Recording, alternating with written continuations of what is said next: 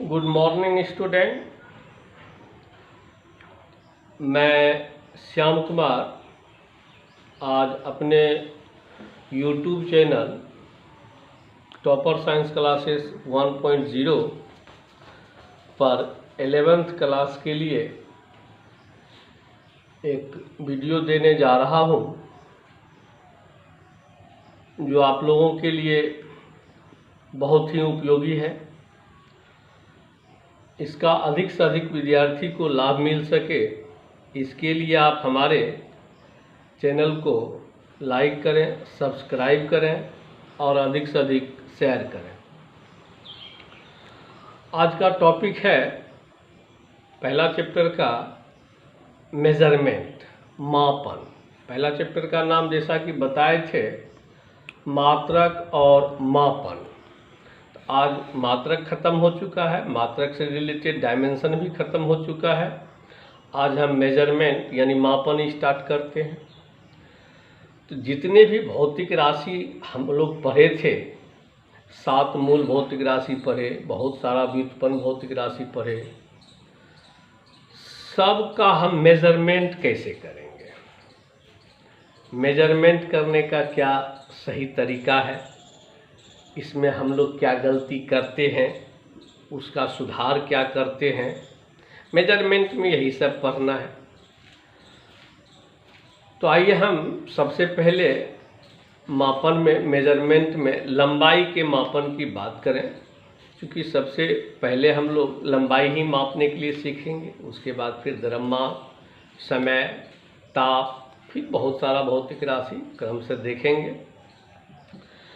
तो लंबाई विज्ञान एवं प्रौद्योगिकी के लिए बहुत ही आवश्यक है और इसकी शुद्ध माप जरूरी है। विज्ञान तो आप लोग पूछते हैं, प्रौद्योगिकी मतलब जहाँ भी आप जाएंगे वहाँ लंबाई का माप करते हैं, मेजरमेंट करते हैं। जैसे आपके घर में कोई जगह है, वहाँ कोई चीज़ फिट आएगा कि नहीं आएगा, एडजस्ट होगा कि नहीं होगा, तो पहले आप उस सामान का लंबाई नाप लेते हैं, चौड़ाई नाप लेते हैं। अगर देखते हैं कि आने लायक है, फिर उस सामान को ले जाते हैं। कोई चीज़ बनवाना है तो आपके जहाँ रखेंगे वहाँ सुविधानुसार क्या जगह है, उसके हिसाब से उस सामान का लंबाई, चौड़ाई, ऊंचाई मेजरमेंट करके तब हम लोग उस सामान को बनाते हैं। तो लंबाई का मापन विज्ञान और प्रौद्योगिकी में बहुत ही महत्वपूर्ण है और इसका एक बहुत विशाल रेंज है, सीमाएं हैं। जैसे जनरली हम लोग इतना नापते हैं, इतना नापते हैं, इतना नापते हैं या कितना नापते हैं। तो सबसे छोटी लंबाई जो हम लोग मेजरमेंट करते हैं वह है इलेक्ट्रॉन की त्रिज्या। इससे छोटी लंबाई मेजरमेंट नहीं होता है। और इलेक्ट्रॉन की त्रिज्या 10⁻⁻23 मीटर होता है। 10⁻⁻23 मीटर। इसका मतलब हुआ 1/23 गो जीरो आपको देना है। एक जीरो अगर नीचा में देते हैं तो 10वां भाग होता है, 2 गो जीरो देते हैं तो 100वां भाग होता है, 3 जीरो तो 1000वां भाग। ऐसे ही आप अंदाज लगाइए, आप 10 जीरो देंगे तो कितना भाग होगा। हमको लगता है अरब खरब सब इसमें ख़त्म हो जाता है और 13-14 गो जीरो पूरता है, जबकि 23 जीरो है। अब 1 मीटर का अंदाज लगाइए, अरब खरबवां भाग से भी बहुत छोटा है। ये तो सबसे छोटी लंबाई की हम बात की। और सबसे बड़ी लंबाई की बात करें तो इसका रेंज है 10⁻25 मीटर। ये आपका यूनिवर्स जो है, ब्रह्मांड जो है, उसका रेडियस है। ब्रह्मांड जहाँ तक आप आसमान में नंगे आँखों से देखते हैं, उसके बाद भी बहुत दूर है, जिसे आप नहीं देख पाते हैं। और इस दूरी का मेजरमेंट है ब्रह्मांड का रेडियस 10⁻25 मीटर। 10⁻⁻23 23 मीटर से 10⁻⁵ मीटर तक को मेजरमेंट करने के लिए हम लोग बहुत सारा स्केल यूज करते हैं, बहुत सारा इंस्ट्रूमेंट यूज करते हैं। जैसे एक मीटर स्केल का नाम सुने होंगे, तो मीटर स्केल की मदद से 10⁻³ मीटर से लेकर के 10⁻² मीटर तक सामान्यतः जनरली हम नापते हैं।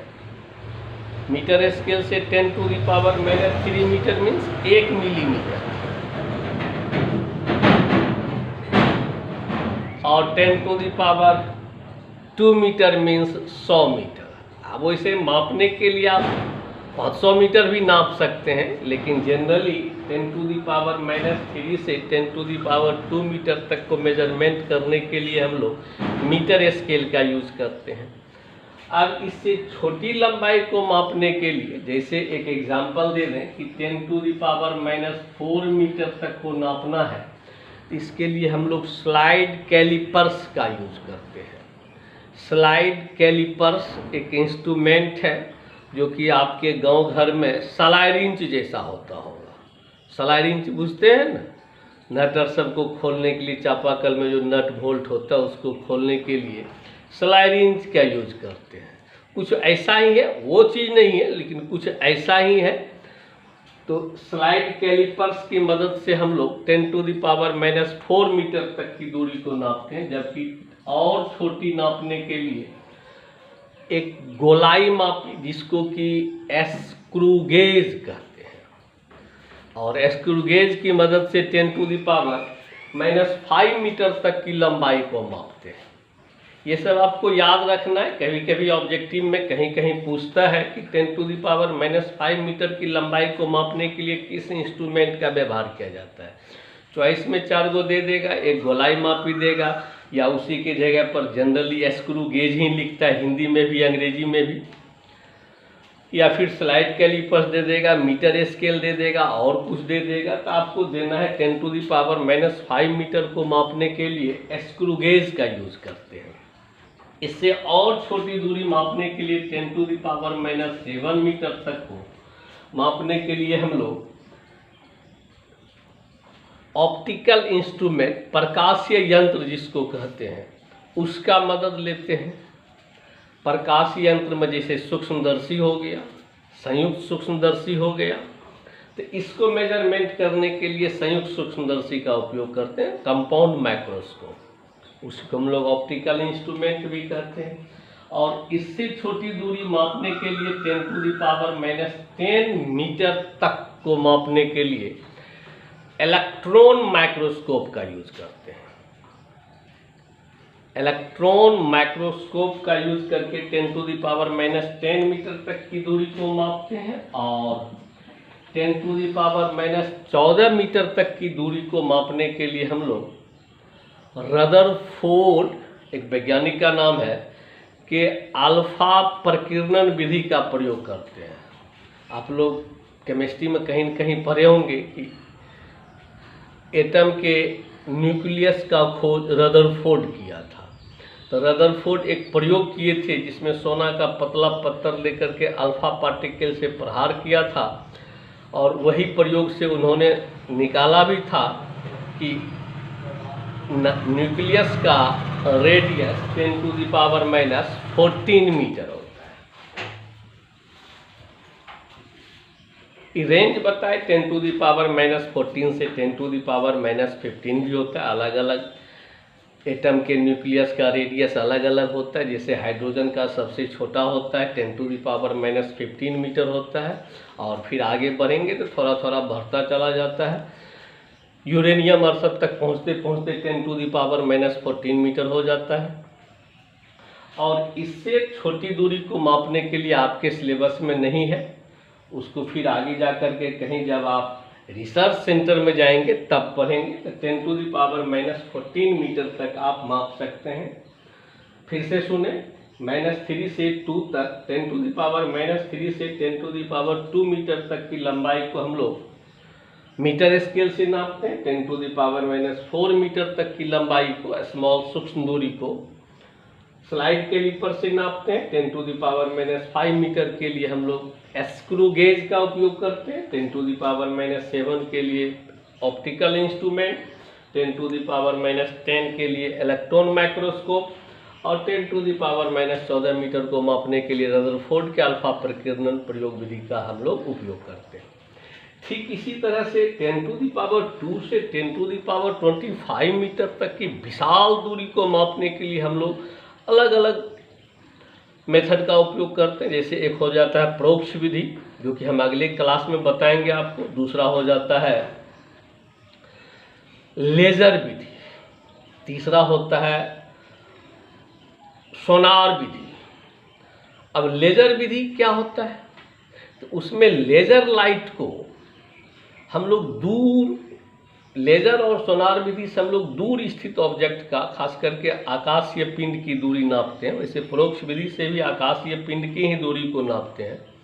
तो लेजर विधि में हम लोग क्या करते हैं, लेजर लाइट को किसी आकाशीय पिंड, यानी कि जो ऊपर आकाश में कोई बॉडी है, जैसे ग्रह है, नक्षत्र है, उस पर लेजर लाइट को यहाँ से भेजते हैं। लेजर लाइट एक तरह से लाइट है जो कि बच्चा जब आप होंगे तो मेला और सब में आपको एगो लेजर लाइट मिलता होगा, 25-30 रुपया 40 रुपया में देता होगा, जिसमें बैटरी लगती थी, एक बटन होती थी, उसको दाबते थे तो वहाँ दीवार पर red light, blue light, green light समेट करके एक जगह जाता था और वह बहुत दूर तक जाता है, जबकि वो आपका डुप्लीकेट लेजर है। और ओरिजिनल लेजर लाइट जो होता है, यहाँ से अगर आप रात में जलाएं तो मून पर जा सकती है और मून से रिटर्न होकर के, परावर्तित होकर के, जो कि अगले क्लास में आप पढ़िएगा 12 में या 10th में पढ़े होंगे, लाइट का परावर्तन भी होता है। तो मून के सरफेस पर पड़ने के बाद रिफ्लेक्ट होकर के वो लाइट फिर इस अर्थ तक पहुँचती है। हम लोग देखते हैं कि यहाँ से कितने टाइम में बटन ऑन किए लेजर लाइट का, लेजर लाइट ऊपर गया फिर आया तो ग्राउंड तक आने के बाद कितना टाइम लिया, अबाउट 2.7 सेकेंड का टाइम लेता है। 2 से चांद से आने के लिए, फिर दोसर सेटेलाइट, दोसर ग्रह की बात करेंगे फिर अलग अलग हो जाएगा। चांद से लौट के आने में उसको अबाउट 2.7 सेकेंड का टाइम लगता है। तो जाने और आने में टाइम निकल गया हमको। वेलोसिटी ऑफ लाइट आप जानते होंगे 3 लाख किलोमीटर पर सेकेंड होता है, उसी को 3 × 10⁸ मीटर पर सेकेंड भी बोलते हैं। तो 2.7 मीटर में लाइट कितना दूर गया, वेलोसिटी जानते हैं, टाइम दिया हुआ, डिस्टेंस निकल जाएगा और उस डिस्टेंस को 2 से भाग दे दो, 2 से डिवाइड कर दो, तो यहाँ से मून की दूरी निकल जाती है। ऐसे ही और सारे ऊपर में ग्रह है, जैसे शुक्र है, बृहस्पति है, शनि है, वो सब की दूरी भी आप लेजर लाइट से नाप सकते हैं। तो लेजर लाइट समझ में आ गया। इसी तरह से एक और होता है सोनार विधि। सोनार विधि जनरली हम लोग समुद्र में दूर स्थित या समुद्र के नीचे स्थित किसी ऑब्जेक्ट की दूरी को मापने के लिए यूज करते हैं, जिसमें प्राश्रव्य ध्वनि तरंग, अल्ट्रा वायलेट साउंड वेव, प्राश्रव्य ध्वनि तरंग को एक मशीन से रिलीज करते हैं, उत्पन्न करते हैं और वह प्राश्रव्य ध्वनि तरंग दूर स्थित किसी वस्तु से जाकर के टकराती है और ध्वनि का भी परावर्तन होता है। तो फिर वह ध्वनि लौट करके आपके पास आएगी। तो कितना देर में लौट के आया ये निकाल लीजिए, टाइम। और velocity of sound generally normally STP पर हम जानते हैं 331 या 32 मीटर पर सेकेंड होता है। तो वेलोसिटी जानते हैं, टाइम निकाल लिए, दोनों को मल्टीप्लाई कर दीजिए तो डिस्टेंस हो जाएगा, उसको 2 से डिवाइडेड कर दीजिए तो यहाँ से वो ऑब्जेक्ट की दूरी निकल जाएगा। ये सोनार विधि हो गया। ऐसे हम परोक्ष विधि की भी चर्चा करेंगे। तो मेजरमेंट में हम लोग देखें लंबाई का मेजरमेंट ये सब इंस्ट्रूमेंट से करते हैं। अब लंबाई के मेजरमेंट में कुछ इम्पॉर्टेंट बातें, जैसे इसका यूनिट बहुत सारा होता है, आप भी जानते होंगे 10-20 ठो यूनिट, जैसे millimetre, centimetre, decimetre, decametre, hectometre, kilometre, मील, माइल जिसको कहते हैं, इंच, गज, foot, angstrom, parsec, astronomical unit, fermi, ये सब तो स्टैंडर्ड यूनिट हो गया। कुछ और ऐसे रफ एंड टफ है, जैसे कदम, हाथ, उंगली, बित्ता। तो ये सब में रिलेशन क्या है? तो जैसे आप जानते होंगे कि 1 मीटर में 100 सेंटीमीटर होता है, 1 किलोमीटर में 1000 मीटर है। तो ये milli centi decimetre deca hecto kilometre से रिलेटेड तो आप जानते हैं, इसको हम काहेल आपको बताएंगे। कुछ और इम्पोर्टेंट चीज़, जैसे मैं आपसे बात करूं, अगर 1 इंच की बात करें,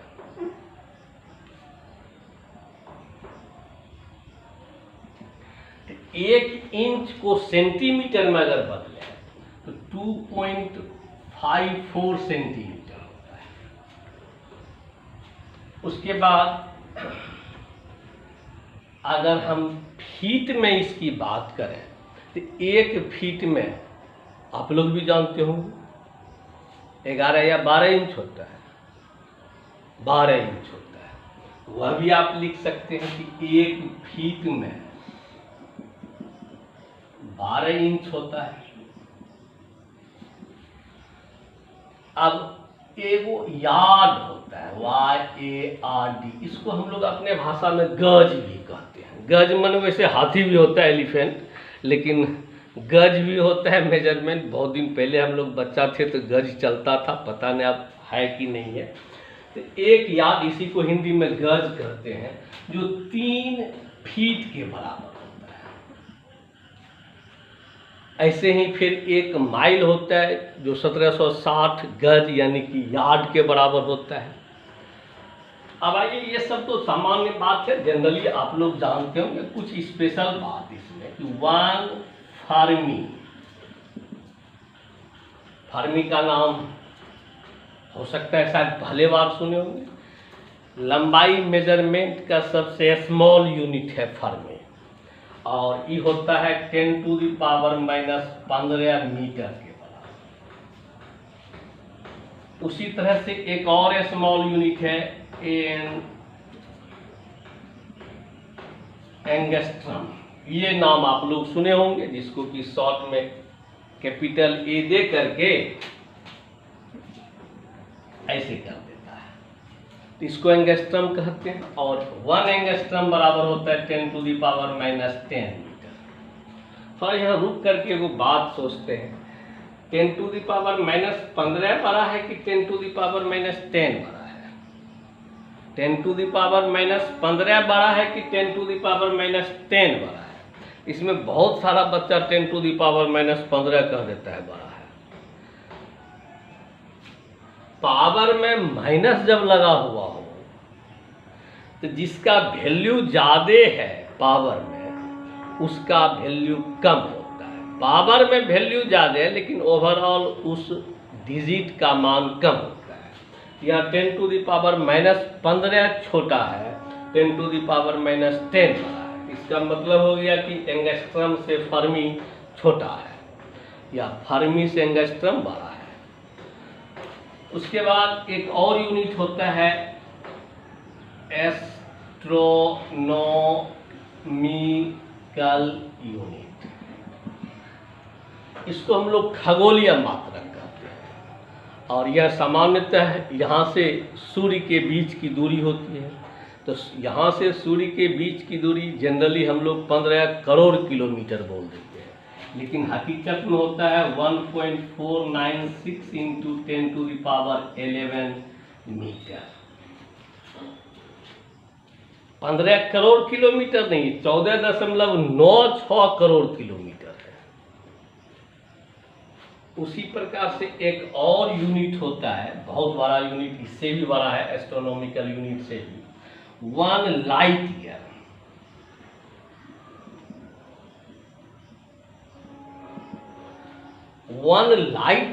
लाइट 1 साल में जो दूरी तय करता है उसको 1 प्रकाश वर्ष या 1 लाइट ईयर कहते हैं।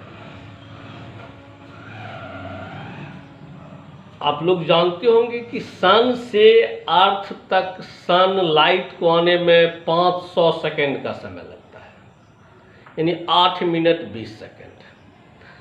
8 मिनट 20 सेकेंड का समय लगता है, और यह दूरी 15 करोड़ किलोमीटर अबाउट है। तो अब अंदाज लगाइए कि 1 साल में लाइट कितना दूर जाएगा, और 1 साल में लाइट जो दूरी जाता है वह दूरी है 9.46 इंटू 10⁻15 मीटर।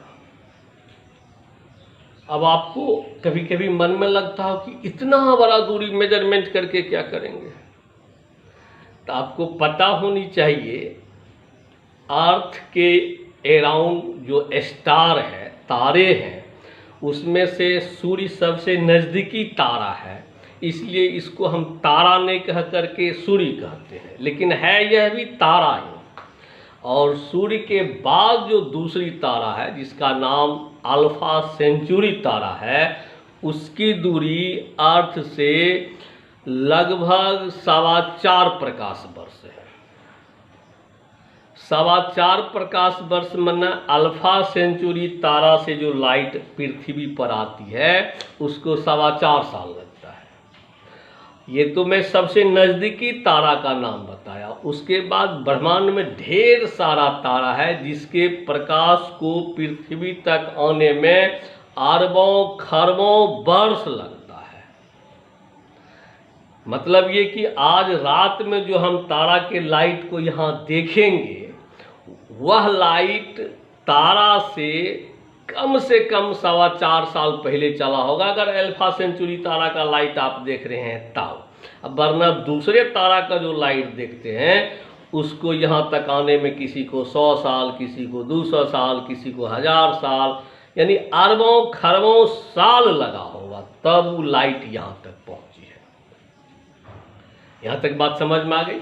और एक लास्ट में सबसे बड़ा यूनिट लंबाई का होता है, उसको हम लोग कहते हैं पारसेक, और ये होता है 3.08 इंटू 10⁻60 16 मीटर। तो ये कुछ कन्वर्सन था लेंथ से रिलेटेड, इसमें कि आपको सब याद रखना, लेकिन मेनली ये आपके लिए शायद नयापन हो, और शेष तो आप जानते ही हैं।